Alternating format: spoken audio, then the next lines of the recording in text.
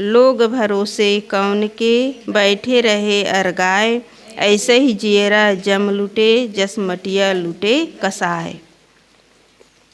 सदगुरु कहते हैं कि संसार के लोग किस देव गोसैया के भरोसे हाथ पर हाथ धरे एवं चुप्पी साध कर बैठे हैं। ऐसे आलसी मनुष्यों को वासनाएं उसी प्रकार लुटती है जैसे कसाई मांस को, जस मटिया लुटे कसाय। ऐसे आलसी लोगों को, मनुष्य को वासनाएं उसी प्रकार लुटती है जैसे कसाई मांस को। मैं किंचिज्ञ अल्पज्ञ और तुच्छ हूँ, सर्वथा बलहीन हूँ। हरि माया अति बलवती है, प्रभु ही चाहे तारे और चाहे डुबावे। अथवा माया अनिवर्चनीय अघटित घटना पटयसी और दुरत्या है।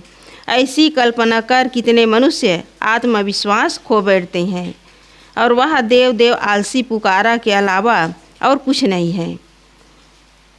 कुछ भावुकों ने आम जनता को यह पाठ पढ़ाया है, जीव तुच्छ है, वह कुछ नहीं कर सकता। यदि कोई ऐसा समझ ले और सब ईश्वर के भरोसे छोड़ दे तो ईश्वर उसका सब कुछ कर देगा। यह सब मानव मन की दुर्बलता है, ये मानव मन को दुर्बल बनाना है। कोई ऐसा ईश्वर नहीं जो बिना कमाई किए खेत में फसल दे दे, बुद्धि में विद्या दे दे और मन में मोक्ष दे दे। मनुष्य जब तक श्रम नहीं करता तब तक उसे कुछ मिलने वाला नहीं है। लेकिन अभी भी लोग जो है भगवान के भरोसे बैठे हुए हैं। कितने लोग जो है काम नहीं करते और उनका ध्येय होता है कि हम ईश्वर की पूजा करके हम अपने जीवन में कुछ चमत्कार हासिल कर लेंगे।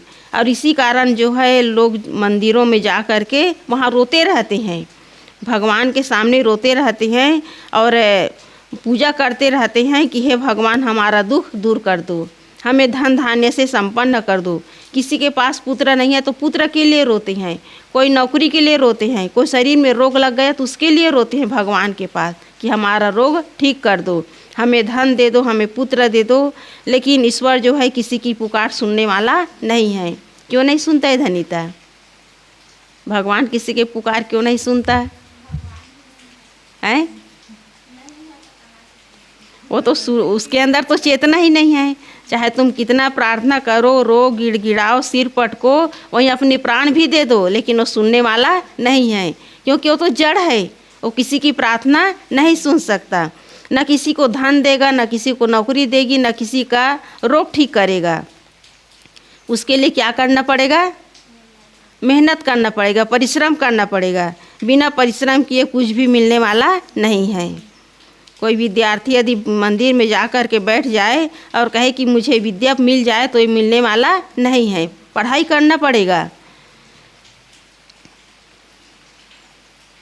संत सद्गुरु भी केवल हमें प्रेरणा देने वाले हैं। साधना क्षेत्र पर स्वयं चलकर ही मोक्ष पाया जा सकता है। संसार के लोग दुखी हैं, अनेक प्रकार के झंझटों में फंसे हुए हैं, समस्याओं में उलझे हुए हैं, सांसारिक कीचड़ में फंसे हुए हैं। तो संत गुरु हमें प्रेरणा देते हैं, रास्ता बताते हैं। उस दुख से छूटने के लिए, उस कीचड़ से निकलने के लिए रास्ता बताते हैं।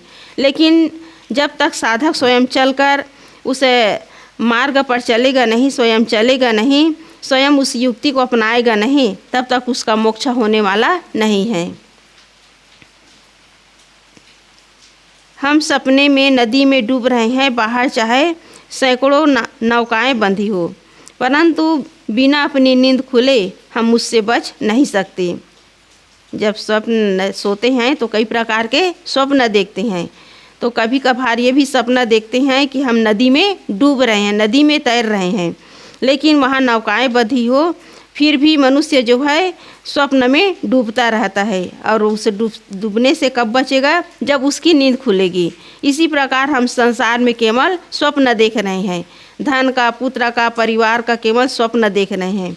लेकिन जब तक मनुष्य को विवेक ज्ञान नहीं होगा, यथार्थ बोध नहीं होगा, केवल मोह माया की नींद में पड़े पड़े उसका जीवन समाप्त हो जाएगा, उसका उद्धार कभी होने वाला नहीं है। संसार के लोग मोह माया की नींद में डूबे हुए हैं, सोए हुए हैं। तो सद्गुरु जो है जगा रहे हैं कि इस मोह माया में पड़कर तुम्हारा कभी कल्याण होने वाला नहीं है, तुम्हारा दुख कभी दूर होने वाला नहीं है।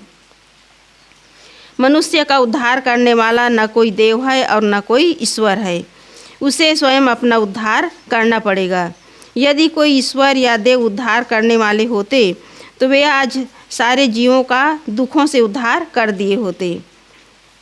लाखों की संख्या में लोग तीर्थों में जाते हैं, बड़े बड़े धार्मिक स्थलों में जाते हैं, लेकिन आज तक किसी का उद्धार नहीं हुआ है। संसार के लोग जो हैं इस दुख में पड़ करके गमना गमन के चक्कर में पड़े हुए हैं। तो जब तक मनुष्य जो है अपने जो यथार्थ बोध है उसे प्राप्त नहीं करेंगे, ईश्वर के भरोसे बैठे रहेंगे, तो किसी का दुख दूर होने वाला नहीं है। क्योंकि दुख देने वाला कौन है? धनिता, आदमी को दुख क्यों मिलता है? कर्म के कारण। तो कर्म कौन किए हैं? मनुष्य। तो भगवान उसका दुख दूर कैसे करेगा? भगवान थोड़ी कर्म कराए हैं, कर्म करने वाला मनुष्य है। इसलिए मनुष्य जो है केवल पूजा पाठ के माध्यम से और सुनी सुनाई बातों को स्वीकार करके, आंख मूंद करके मान के केवल भगवान के भरोसे अपना दुख दूर करना चाहते हैं। गोस्वामी जी ने भी कहा कि कर्म प्रधान विश्व रचि राखा, जो जस करे सो तस फल चाखा। जो जैसा कर्म करेगा वैसे ही उसको फल मिलेगा। लेकिन लोग जो है गलत कर्म करते हैं, पाप करते हैं और उद्धार के लिए कहाँ जाते हैं? भगवान के पास। कहते हैं कि जब कोई कातर भाव से उनकी प्रार्थना करता है तब वे उसका उद्धार करते हैं। इतने लापरवाह और खुशामद पसंद देव और ईश्वर जो स्वयं दुर्बलताओं के शिकार हैं, वे दूसरे का क्या उद्धार कर सकते हैं? किसी कल्पित देव और ईश्वर का भरोसा करना अपने मन को क्षणिक संतोष देना मात्र है। मनुष्य अपना कल्याण करने में स्वयं समर्थ है। हमारे पूर्वजों ने भी कहा है, न आत्मा बलहीन लभ्यः, बलहीन व्यक्ति आत्मलाभ नहीं कर सकता। सद्गुरु कहते हैं, तुम किसके भरोसे आलसी बनकर बैठे हो? कौन दूसरा तुम्हारा उद्धार कर देगा? वासनाएं जो बंधन है वे तुम्हारे मन के हैं। मन में जो वासनाएं हैं, बंधन है, वो हमारे मन के ही है। और उस बंधन को, उस वासनाओं को हम स्वयं मिटा सकते हैं, स्वयं छोड़ सकते हैं। उसे कोई दूसरा नहीं मिटा सकता। उन्हें तुम ही स्वयं नष्ट कर सकते हो, उन्हें कोई दूसरा नहीं मिटा सकता। जो व्यक्ति किसी दूसरे देव या ईश्वर के भरोसे बैठकर अपना कल्याण चाहता है, उसे यमराज लूटता है। और यमराज क्या है? वासनाएं। जब तक सांसारिकता के प्रति वासनाएं हैं, मनुष्य का कोई दूसरा उद्धार करने वाला नहीं है। मनुष्य अपनी मर्जी से शादी करता है और शादी करके सांसारिकता में स्वयं उलझता है। इस प्रकार मनुष्य को उलझाने वाला कोई दूसरा नहीं है। मनुष्य के अंदर यदि विवेक जागृत हो जाए कि सांसारिकता में केवल दुख है, सांसारिकता में केवल झंझट है, तो इन झंझटों से अपने आप को वो बचा सकता है। लेकिन जानबूझकर के मनुष्य उस झंझट में पड़ता है। आलसी मनुष्यों को उसके मन की वासनाएं रात दिन रुलाती है। जिसके हृदय में आत्मज्ञान, आत्मविश्वास तथा आत्मनियंत्रण नहीं है, उसका उद्धार करने वाला कोई दूसरा नहीं है। संसार का काम दूसरों के भरोसे पर छोड़ना भी पड़ता है, परंतु आत्म कल्याण का काम तो बिल्कुल स्वयं ही करना पड़ता है। संसार का काम दूसरे के भरोसे भी हो जाता है, जैसे मकान बनाना हो, खेती बाड़ी करना हो, दुकानदारी का काम करना हो या अन्य काम करना हो। हमारे लिए कोई दूसरा भोजन भी बना देंगे, भोजन बना करके हमारे मुख में डाल भी देंगे, लेकिन निगलना खुद को पड़ेगा, उस ग्रास को निगलना खुद को पड़ेगा। इसी प्रकार जो आत्म कल्याण का काम है, दूसरे लोग रास्ता बता रहे हैं, संत गुरु हमें युक्ति बता रहे हैं, लेकिन जब तक हम उस रास्ते पर नहीं चलेंगे, हमारा उद्धार होने वाला नहीं है। यदि हम घर नहीं बना सके तो हमारे परिवार या समाज के दूसरे व्यक्ति उसे बना लेंगे। इसी प्रकार अमुक काम हम नहीं कर सकते तो उसे दूसरा साथी कर लेंगे। और हो ही रहा है, कोई मकान बना रहे हैं, कोई कपड़ा बना रहे हैं, कोई दवाई बना रहे हैं, कोई खेती बाड़ी का काम कर रहे हैं, कोई खाने पीने की चीज़ बना रहे हैं, उसे हम खरीद करके उपयोग कर रहे हैं। लेकिन जो आत्म कल्याण का काम है वो बाहर दुकान में मिलने वाला नहीं है, कहीं बाज़ार में, कहीं होटल में मिलने वाला नहीं है। वो तो आत्म कल्याण का काम हम स्वयं को ही करना पड़ेगा। अपने अंदर जो वासना है, बंधन है, उसे छुड़ाने का काम खुद को करना पड़ेगा। खुद के अंदर विकार है, खुद के अंदर आसक्ति है, खुद के अंदर वासना है, उसे खुद ही मिटाना पड़ेगा। तब जो है मनुष्य आत्म शांति को प्राप्त कर सकता है। उसे तो हमें ही करना पड़ेगा। अतएव अपनी जिम्मेदारी से कतराकर हम छुट्टी नहीं पा सकते। हमें अपना उद्धार स्वयं के पुरुषार्थ से करना है। यह निश्चय करके उस पर डट पड़ना चाहिए। बिना निश्चय के, बिना लगन के किसी का उद्धार होने वाला नहीं है। चाहे कितना भी प्रार्थना कर लो, पूजा पाठ कर लो, भेंट चढ़ावा भगवान में चढ़ा लो, उद्धार होने वाला नहीं है। और यही हो रहा है। बड़े बड़े मंदिरों में करोड़ों रुपए का चढ़ावा चढ़ता है और लोग वहाँ इसी उद्देश्य से जाते हैं कि हमारा कल्याण हो जाएगा, हमारा दुख दूर हो जाएगा। चाहे तुम पूजा पाठ करो, सोना चांदी चढ़ाओ, हीरा मोती चढ़ाओ, लेकिन वहाँ किसी का उद्धार होने वाला नहीं है। जब तक तुम अपने मन के वासना का त्याग नहीं करोगे और जब तक सही रास्ते पर नहीं चलोगे, संत गुरुजनों के बताए रास्ते पर नहीं चलोगे, तब तक किसी का उद्धार होने वाला नहीं है।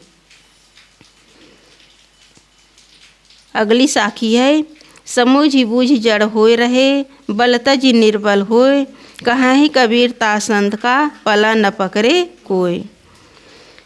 सदगुरु कहते हैं विवेकवान पुरुष सत्य को भली भांति समझ बूझकर भोले भाले बन जाते हैं और संपूर्ण अहंकार को छोड़कर निर्माणी हो जाते हैं। सदगुरु कहते हैं कि ऐसे निर्मल संत का कोई पल्ला नहीं पकड़ सकता, अर्थात उन्हें कोई प्रपंची नहीं बना सकता। शास्त्र ज्ञानी, बौद्धिक ज्ञानी एवं वाचिक ज्ञानी ही अपने अर्जित ज्ञान का जाबेजा प्रदर्शन करता है। उसको बदो तो पंच, न बदो तो पंच वाली दशा रहती है। वह अनधिकारी के सामने भी अपना ज्ञान झाड़ता है। जो वाचिक ज्ञानी होते हैं वो पात्र नहीं देखता। जहाँ भी दो चार लोग मिल जाए तो अपना ज्ञान वो झाड़ते रहते हैं। तो ऐसे लोग जो हैं अहंकारी होते हैं। वो सोचते हैं कि हमारे पास बड़ी बुद्धि है, हमारे पास बड़ा ज्ञान है। और ऐसे लोग जो है पात्र कुपात्र नहीं देखते, केवल अपना बात सुनाते रहते हैं। एक बार क्या हुआ, एक महात्मा जो है प्रवचन देने के लिए एक जगह पहुँचे। तो वहाँ तो लोग जो है बहुत देर से इंतज़ार कर रहे थे। 2 घंटा हो गया, 4 घंटा हो गया, लेकिन लोग जो है अंत में अब नहीं आ रहे करके सब लोग चले गए। हो जाता है कहीं कहीं ज़्यादा देरी हो जाए तो दर्शक लोग जो है, श्रोता लोग जो है चले जाते हैं। तो सब लोग चले गए, केवल एक व्यक्ति बैठा था। तो कुछ देर बाद वो महात्मा जी आए और कहने लगे कि अरे यहाँ तो कोई है ही नहीं, इतना बड़ा पंडाल लगा है और कोई श्रोता है ही नहीं, मैं किसको सुनाऊँ। तो व्यक्ति कहा कि उदाहरण दिए कि जैसे मेरे पास 20 बैल हो और 20 बैल में एक बैल मेरे घर में बंधा हो और 19 बैल ना हो, तो क्या उस एक बैल को मैं भूखा प्यासा थोड़ी रखूँगा, उसे तो खिलाऊँगा पिलाऊँगा। तो उसे लगा कि हाँ ये तो बहुत बढ़िया कह रहे हैं। तो उसने कहा कि ठीक है, मैं बोल रहा हूँ, आप सुनिए। अब बोलते बोलते 4 घंटा हो गए और बेचारा किसान जो है सुनते सुनते उकता गए। जब वो बंद किए तो कहने लगा कि कहो भाई मेरा प्रवचन कैसे लगा।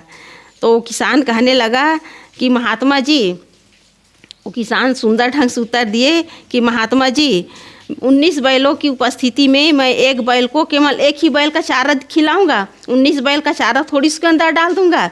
इतनी अकल मुझ में है लेकिन आप में नहीं है। महात्मा जी का किसान कहने लगे इतनी अकल मुझ में है लेकिन तुझ में नहीं है। 4 घंटे तक एक व्यक्ति को सुना रहे हो, इतनी भी अकल नहीं है। तो ऐसे होते हैं वाचिक ज्ञानी लोग। कोई मिल जाए तो सुनाने के लिए वे लोग डट पड़ते हैं। उसे जनता को यह बताना रहता है कि मैं बहुत बड़ा ज्ञानी हूँ। वह जानकारी को ही ज्ञान मानता है और हर जगह उसका प्रदर्शन करते रहना ज्ञान की स्थिति मानता है। सच्चे ज्ञानी की स्थिति इससे भिन्न होती है। सच्चा ज्ञानी वह है जिसने सही और गलत को, जड़ और चेतन को, बंधन और मोक्ष को तथा प्रापंचिकता एवं दिव्य रहने के भेद को ठीक से जान लिया है। सच्चा ज्ञानी कौन है गीतू? कौन है सच्चा ज्ञानी?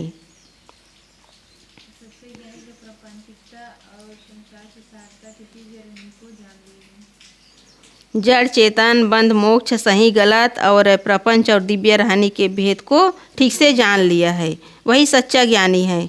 और जानकर त्याग कर जो जीवन में त्यागने योग्य है उसको जीवन से त्याग दिया और पवित्र रहनी में रहकर अपने दिव्य चेतन स्वरूप में रमता है। वह अपने अंतःकरण और वाणी को विशेषतः मौन रखता है। वह केवल पात्र देखकर उसके कल्याण के लिए कुछ कहता है। सदगुरु कबीर साहब जी ने कहा है कि मौन रहे कि हरि यश गावे। जो सच्चा ज्ञानी होता है वो वाचिक ज्ञानी की तरह कहीं बड़बड़ाता नहीं है, कहीं अपने ज्ञान का प्रदर्शन नहीं करता। या तो मौन रहेगा या तो बोलेगा तो किसी के कल्याण के लिए वो अपना वक्तव्य कहता है। यह नहीं समझना चाहिए कि सच्चे ज्ञानी का अर्थ वाणी को पूर्णतया मौन कर देना है। वस्तुतः उसका मन मौन हो जाता है। मौन हो जाने का तात्पर्य अनासक्ति हो जाने से निर्वात हो जाता है। उसके मन में कोई द्वंद्व नहीं रहता।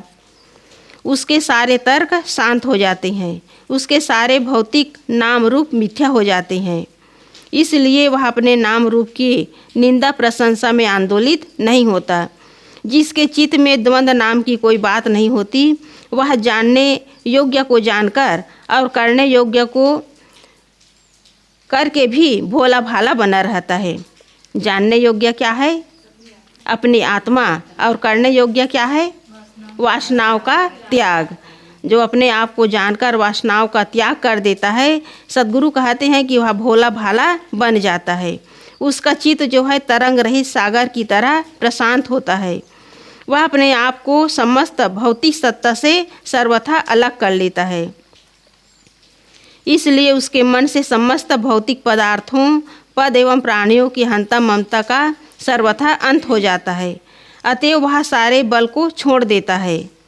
सारा बल क्या है? शारीरिक बल, बुद्धि बल, विद्या बल, शासन बल, स्वामित्व बल, जन बल, धन बल आदि समस्त बलों को अपनी आत्मा से अलग समझकर उसके अहंकार से सर्वथा अलग हो जाता है।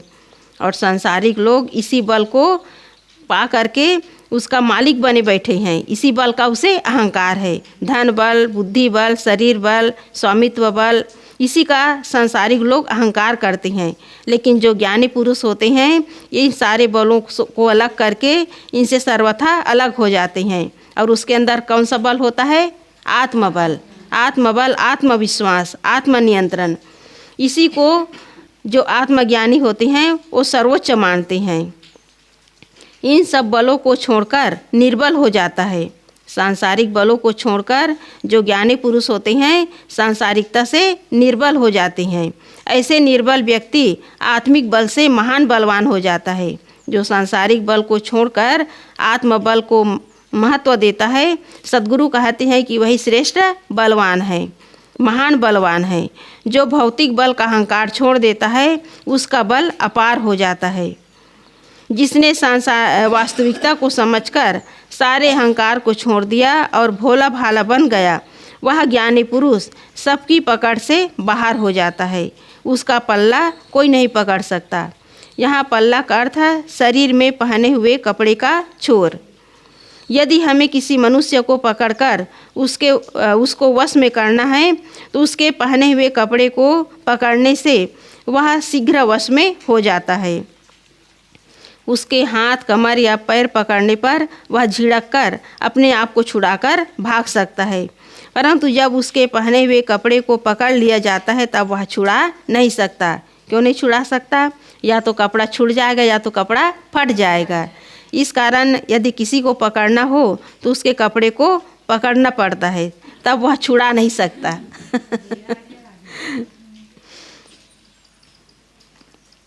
कबीर साहब जी कहाँ कहाँ उदाहरण दिए हैं। इसीलिए कहते हैं कबीर साहब की सिर से पैर तक आंखें ही आंखें थी। कहीं हंस का उदाहरण दिए हैं, कहीं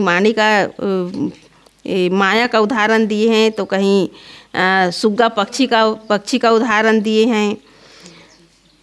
जो मूर्ख और निर्बल हैं वह किसी काम लायक नहीं है, परंतु जो जानने योग्य को जानकर और करने योग्य को करके मूर्ख तथा निर्बल बन जाता है, अर्थात भोला भाला एवं निर्वाणी बन जाता है, वह वस्तुतः महाज्ञानी महाबलवान हो जाता है। उसका पल्ला कोई नहीं पकड़ सकता। अहंकारी आदमी ही फंसता है। जिसके सारे अहंकार बीत चुके हैं उसे कोई फंसा नहीं सकता। अपने आप को चारों ओर से समेट लेना ही मुख्य है। ऋषि सनत कुमार कहते हैं, यत्र यत्र नान्य पश्यन्ति नान्य शृणोति नान्य द्विजानाति स भूमः। अर्थात जहाँ अन्य कुछ नहीं देखता, अन्य कुछ नहीं सुनता, अन्य कुछ नहीं जानता, वह भूमा है। और वो भूमा क्या है? अपनी आत्मा। मौलाना रूम कहते हैं, चश्म बंदो गोश बंदो लब बिबंद गर नबीनी सर्रे है बरमन बखंद।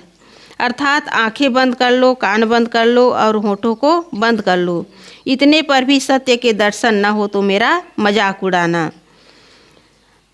तो यहाँ मौलाना रूमी महाराज जी कहते हैं कि अपने आँख को, कान को, होठों को बंद कर लो, इतने में सत्य का दर्शन न हो तो मेरा मजाक उड़ाना। अर्थात जो कल्याण इच्छुक हैं वो सब तरफ से अपनी इंद्रियों को समेट लेता है। बुरा देखना, बुरा सुनना और बुरा बोलना ये बंद कर देते हैं।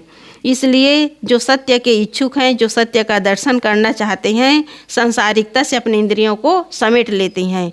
उनका जो मन है हर क्षण आत्मा में ही रमण करता है। वो बाहर का देखना, सुनना, बोलना बंद कर देता है।